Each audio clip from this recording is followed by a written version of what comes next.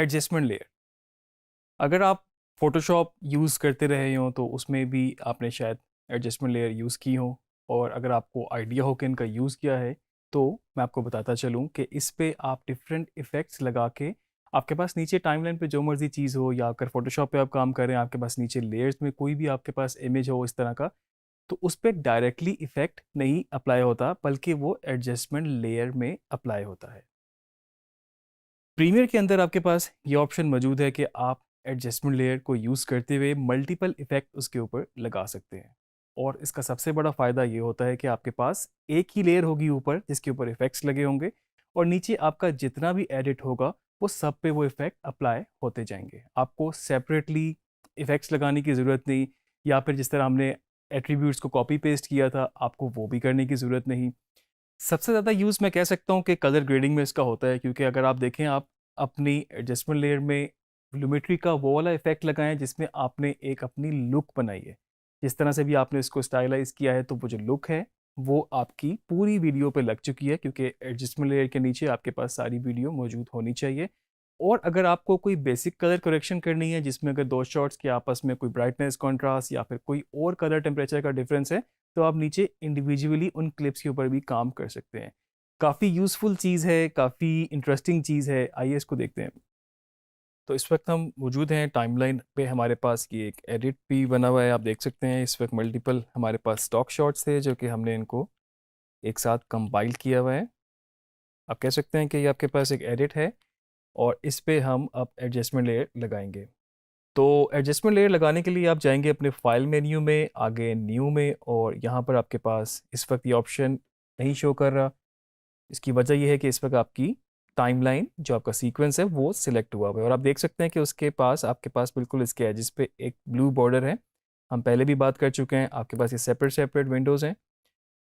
Adjustment layer लगाने के लिए आपको अपनी प्रोजेक्ट विंडो को सिलेक्ट करना पड़ेगा। आप देख सकते हैं कि इस वक्त जो ब्लू बॉर्डर था वो इस पर लग चुका है, और अब हम जाके उसमें देखते हैं तो हमारे पास ये ऑप्शन आ चुकी है। इसको सिलेक्ट करेंगे, यहाँ पे क्लिक करेंगे, और हमसे अब ये सेटिंग्स का पूछ रहा है कि आपकी वीडियो सेटिंग्स क्या है, फ्रेम रेट क्या है, और ऑब्वियसली जो सीक्वेंस जिस टाइमलाइन पे आप काम कर रहे होंगे उसके हिसाब से ही बाय डिफ़ॉल्ट ये सेटिंग वो बना देगा। अगर आपको अपनी मर्ज़ी की चाहिए हो, या फिर आपको आगे सेम एडजस्टमेंट लेयर किसी और सेटिंग्स के सीक्वेंस पे मूव करनी हो, तो फिर आप इसको फर्दर चेंज कर सकते हैं। मैं इसको यहाँ से ओके करूँगा तो मेरे पास प्रोजेक्ट विंडो के अंदर ही एक एडजस्टमेंट लेयर ऐड हो चुकी है। बिल्कुल जिस तरह आपके पास नॉर्मल एसेट्स इंपोर्ट होते हैं और जिस फॉर्म में आपके पास यहाँ पर आते हैं प्रोजेक्ट विंडो में, उसी तरह से ही एज अ क्लिप मैं इसको यहाँ पर ट्रीट करूँगा, और इसको मैंने यहाँ पर टाइमलाइन पे ड्रैग किया। इसको हम जितना चाहें एक्सपेंड कर सकते हैं, हमें उतना ही एक्सपेंड करना होगा जितना हमारे पास टाइमलाइन पे डाटा या जितना हमारा एडिट बना हुआ है, और इस पर मैंने एक इन और आउट भी लगाया हुआ है। तो इस वक्त एडजस्टमेंट लेयर जो है वो आपके क्लिप्स के ऊपर लग चुकी है, और इसने एक पूरी लेयर को ऊपर ऑक्यूपाई कर ली है जगह। अभी इसके ऊपर कुछ भी नहीं लगा हुआ, हम देख सकते हैं। अगर हम इसको सिलेक्ट करें तो इसमें यहाँ पर कोई भी इफेक्ट नहीं लगा हुआ। अगर आपको इस पर कोई भी इफेक्ट लगाना है तो नॉर्मल जिस तरह आप क्लिप्स पे इफेक्ट लगाते हैं, आप इस पे जाके लगा सकते हैं। आप कलर ग्रेडिंग पे अगर आपको काम करना है तो आप बिल्कुल कलर ग्रेडिंग में यहाँ पर कलर की वर्क स्पेस में जाके काम कर सकते हैं। एक चीज़ याद रखिएगा, कलर ग्रेडिंग जब आप कर रहे होते हैं तो अगर आपको स्पेसिफिक एक क्लिप पे काम करना है तो आपको उस क्लिप को सिलेक्ट करना पड़ेगा, क्योंकि जो राइट साइड पे जो पैनल है लुमेट्री कलर की ये विंडो है, इस पे सेटिंग्स वो सब की वही दिखाता है, क्योंकि वो बाय डिफ़ॉल्ट रहेगी। अगर आपके पास ये क्लिप सिलेक्ट नहीं है, इस पर वो सारी सेटिंग्स जो हैं उन पर आप कुछ काम नहीं कर सकते, वो उस तरह से विजिबल नहीं है।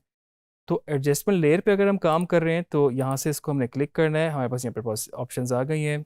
हम अगर चाहें तो बेसिक में से भी मे बी हम इसको ब्लू कूल की तरफ रखना चाहते थे, और ओवरऑल हमने कुछ कॉन्ट्रास्ट हाइलाइट्स वगैरह वाइज जो भी सेटिंग्स करनी है वो हम इस पर इस तरीके से कर सकते हैं।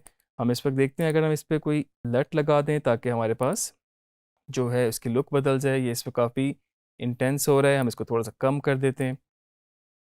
आप चाहें तो बाद में भी चेंजेस कर सकते हैं, इसको हम वार्म की तरफ ले जाते हैं।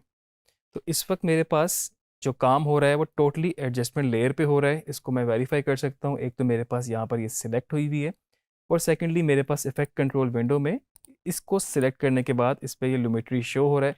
अभी भी अगर आपको कन्फ्यूजन हो, क्योंकि इन पे भी इफेक्ट लग सकते हैं, अगर आपके पास गलती से भी सिलेक्ट करके आपने लूमेट्री में जाके चेंज कर लिया, तो आप देख सकते हैं कि इस क्लिप के ऊपर भी इफेक्ट लूमेट्री का लग चुका है।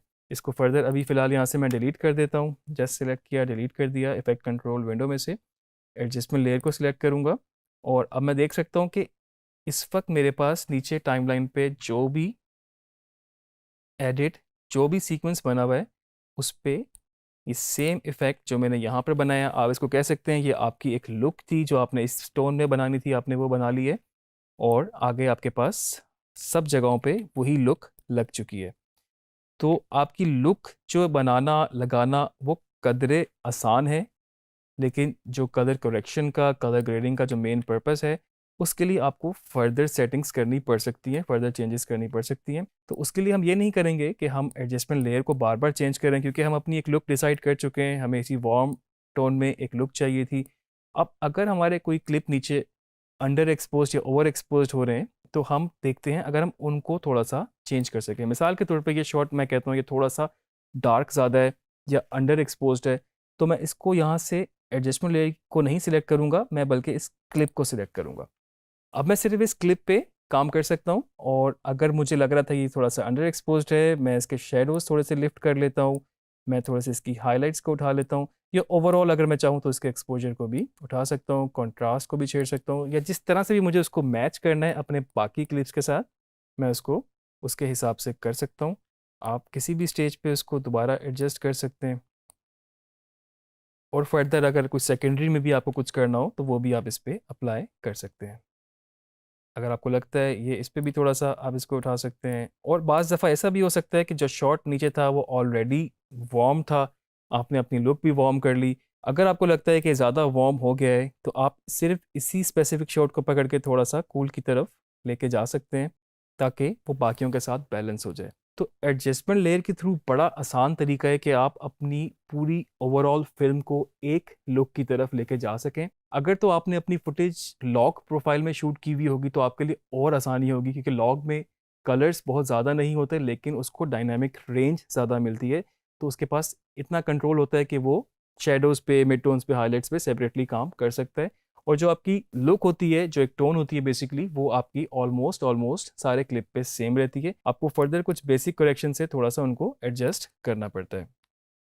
अब एडजस्टमेंट लेयर कलर ग्रेडिंग में तो बड़ा इंपॉर्टेंट फैक्टर है। मैं अपना कोई भी प्रोजेक्ट करता हूँ तो उसके बाद एडिट करने के बाद जो भी इसकी कलर ग्रेड या लुक बनानी होती है वो एडजस्टमेंट लेयर के थ्रू ही बनती है, और बाकी शॉट्स को बैलेंस करने के लिए मैं इसको फिर फर्दर चेंज करता रहता हूँ। कोई ज़्यादा वार्म है, थोड़ा सा ब्लू कर दिया, थोड़ा सा हाईलाइट्स, थोड़ा सा उसको बेसिक करेक्शन से थोड़ा सा एडजस्ट कर दिया। आप फर्दर इसमें जिस तरह भी चाहें इंडिविजुअली क्लिप पे क्लिप बाय क्लिप काम कर सकते हैं, और साथ साथ आपको देखना पड़ेगा कि वो आपके ओवरऑल लुक के साथ मैच भी कर रहा हो। ये ऑलरेडी डार्क शॉट है, इसको हम बहुत ज़्यादा नहीं उठा सकते। तो सिर्फ कलर ग्रेडिंग के लिए नहीं, आप इसको और चीज़ों के लिए भी यूज़ कर सकते हैं। आपने कोई भी इस पे इफ़ेक्ट लगाना है, मैं यहाँ पर अपनी इफ़ेक्ट की विंडो में जाता हूँ, आप देख सकते हैं कोई भी इफ़ेक्ट लगाएंगे वो इस लेयर पे अगर होगा तो वो नीचे सारे एडिट पे लगेगा। मैं मिसाल के तौर पे सिर्फ आपको दिखाने के लिए अगर मैं इसको मे बी ब्लर कर लेता हूँ, लेंस डिस्टॉर्शन मैं इसमें ऐड करता हूँ, और इसको फर्दर चेंज करने के लिए मुझे जाना पड़ेगा इफ़ेक्ट कंट्रोल विंडो में। आपके पास लिमिट्री लगा हुआ है, उसके बाद आपके पास लेंस डिस्टॉर्शन भी ऐड हो गया, टाइमलाइन से आपके पास एडजस्टमेंट लेयर सिलेक्ट है, और आप इसकी फर्दर कोई सेटिंग्स चेंज करेंगे तो आपको वो लेंस की डिस्टॉर्शन फील होगी, क्योंकि मैंने इस वक्त इफेक्ट ही ये लगाया था। मैं इसको थोड़ा सा, इस वक्त हर क्लिप के ऊपर सेम लेंस डिस्टॉर्शन मौजूद है, और इसमें आप देख सकते हैं कि इस पे भी डिस्टॉर्शन है, इसके नेक्स्ट क्लिप पे भी आपके पास डिस्टॉर्शन है। अब मुझे हर क्लिप पे इंडिविजुअली नहीं लगाना पड़ा, या मुझे उसको कॉपी करके एट्रीब्यूट्स पेस्ट करने नहीं पड़े, मुझे सिर्फ एडजस्टमेंट लेयर पे ही लगा के मैंने जो भी इफेक्ट लगाना था वो सब पे लग गया। इसका सबसे बड़ा फ़ायदा आपको ये भी होता है कि जब अगर आपको कोई एडिट में चेंज करना पड़ जाए और इफ़ेक्ट्स जब बहुत ज़्यादा लग जाते हैं, तो आपका सिस्टम बाज़ दफ़ा बहुत ज़्यादा थोड़ा सा रिस्पॉन्स रेट कम हो जाता है, क्योंकि वो उस पर लोड पड़ चुका होता है, इफ़ेक्ट्स पीछे बैक एंड पर रेंडरिंग भी कर रहे होते हैं, फाइल्स भी कुछ डेवलप कर रहे होते हैं, रेंडर फाइल्स। अगर इस वक्त आपका प्लेबैक थोड़ा सा अड़ना शुरू हो जाए, थोड़ा सा उसमें पॉज आना शुरू हो जाए, तो आप चाहें तो इस लेयर को सिर्फ यहाँ से एक क्लिक से बंद कर सकते हैं। अब देखिए यहाँ पर क्लिक करने से मेरे पास इस वक्त सारा इफेक्ट, सारी जो लुक थी, सारे जो इसमें डिस्टॉर्शन थी, वो यहाँ से बंद हो गई। आप फर्दर कोई एडिट में चेंज करना चाहें तो कर सकते हैं। मे बी आपको कोई नया सीन इंसर्ट करना था, आपने यहाँ से इसको कट किया और आपने स्पेस बना के बीच में नया सीन ऐड कर दिया, और उस नए सीन को ऐड करने के बाद आपने उसी लेयर को आगे फर्दर एक्सपेंड कर दिया, तो आपके पास वही इफेक्ट उस लेयर, उस नए एडिट में भी बेसिकली लग गए। इसको यहाँ से ऑन कर देंगे तो आपके पास फिर से वो आ जाएगा। एक इफेक्ट हम और लगा के देख लेते हैं। तो अगर आपको कुछ इसमें ओवरऑल सबकी पोजीशनिंग एक ही स्केल करना हो या फिर पोजीशनिंग चेंज करनी हो, आप ट्रांसफॉर्म का इफेक्ट जो कि डिस्टॉर्ट के अंदर है, इस पर लगाया मैंने। फर्दर इफेक्ट कंट्रोल विंडो के अंदर गया, जितने इफेक्ट्स लगाते जाएंगे ऐड होते जाएंगे। पहले लुमेट्री लगाया था, उसके नीचे मैं स्क्रॉल किया तो लेंस डिस्टॉर्शन है, ये आप ऑन ऑफ करके देख सकते हैं। और उसके अलावा जो मैंने अब तीसरा इफेक्ट लगाया ट्रांसफॉर्म का, बिल्कुल आपको इफेक्ट कंट्रोल में जो बेसिक मोशन की प्रॉपर्टीज़ होती हैं, थोड़ा सा उसी तरह की आपको ये प्रॉपर्टीज़ दे देता है, जिसमें आपके पास पोजीशन, स्केलिंग, सब कुछ शामिल है। तो आप देख सकते हैं इस वक्त कि आपके इस वक्त सारे क्लिप जो हैं, जो हमने ट्रांसफॉर्म का इफेक्ट लगाया, जो कि कुछ इस तरह से था पहले, ट्रांसफॉर्म को लगाने के बाद वो इस तरह का हो गया, तो इस वक्त वो नीचे जितना भी एडिट आपका चल रहा है उस पर सेम इफेक्ट इम्प्लीमेंट हो चुके हैं। आपका फर्दर अगर एडिट बढ़ भी जाता है तो आप इस लेयर को जितना चाहें एक्सपेंड कर लें, कोई इसमें आपको मुश्किल नहीं होगी। तो ये आपके पास इस वक्त हमने जो जितनी चीज़ें देखी, एडजस्टमेंट लेयर की सारी पॉसिबिलिटीज़ एक्सप्लोर की, ऑप्शंस देखी हमने, किस तरह से हमने सिर्फ एक ही लेयर पे जो इफेक्ट लगाया वो नीचे सारे एडिट पे लग गया। आप इस पे एक से ज़्यादा इफेक्ट भी ऐड कर सकते हैं। मेजरली ग्रेड के लिए, लुक के लिए इस्तेमाल किया जाता है, लेकिन आप इस पे किसी भी किस्म का इफेक्ट जो आप सब पे लगाना चाहते हैं, आप सोच सकते हैं कि आपने एडिट फाइनल कर लिया और एंड में आपके पास सिर्फ एक फीडबैक ये आया है कि आपने एक पोजीशन जो थी अपने क्लिप की थोड़ी सी ऊपर करनी है, या फिर किसी और चीज़ को आपने थोड़ा सा स्केल अप करना है, तो आप सिर्फ एक ही लेयर पे वो इफेक्ट लगा के आप पूरे अपनी टाइमलाइन पे, पूरे एडिट पे उसको इम्प्लीमेंट कर सकते हैं। इसकी प्रैक्टिस ज़रूर कीजिएगा, इसमें और डिफरेंट इफेक्ट्स भी एक्सप्लोर कीजिएगा। मुझे लगता है जिस तरह पहले हमने इफेक्ट्स के बारे में बात की, फिर हमने ग्रेड के बारे में भी बात की, तो सारी चीज़ों को कंबाइन करके इनको एक्सप्लोर करें, सब चीज़ों के सारी एडजस्टमेंट लेयर पे लगा के देखें, स्टेप बाय स्टेप करके देखें, प्रॉपर्टीज़ को चेंज करें, और मुझे उम्मीद है कि आप बहुत ज़्यादा नई बेहतरीन चीज़ें क्रिएट कर सकेंगे इससे। नेक्स्ट लेक्चर में मज़ीद चीज़ों के ऊपर बात करेंगे।